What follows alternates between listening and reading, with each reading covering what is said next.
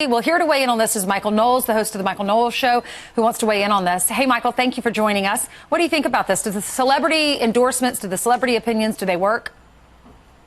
Nothing says Main Street American voter like Lily Tomlin and Hanoi Jane Fonda. I think the Democrats really have their finger on the pulse of the country. You know, in 2016, 1,889 celebrities endorsed Hillary Clinton. That's a real number. Actors, athletes, musicians. They all endorsed Hillary. A lot of good it did her. Didn't do her very much. Hollywood doesn't have a lot of credibility right now as they're fighting off all of the subordinates that they've sexually assaulted. They don't have a lot of credibility. Perhaps Meryl Streep will cut a campaign ad with Harvey Weinstein, her good buddy, and they can talk about the Republican war on women. Probably not going to play. The reason that they're doing this.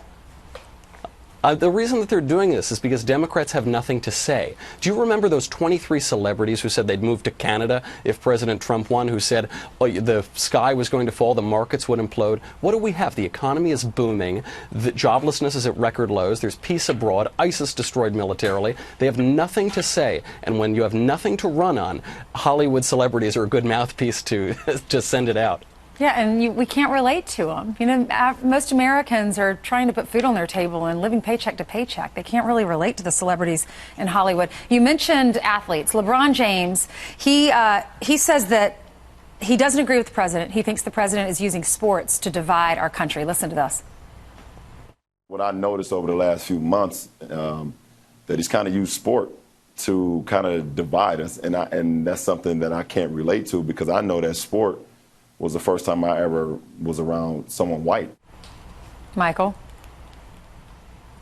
Well, I have to say I sort of support the LeBron James Democrat candidacy because I think he's the only candidate they have who still has a pulse. There's Bernie Sanders, Hillary Clinton, Hiawatha, Elizabeth Warren. So he has that going for him. But talking about dividing the country, who's dividing the country? The people who say you should stand for the American flag or the people who sit down and disrespect the symbol of our country? I don't think that's going to work as a campaign slogan for him in 2020.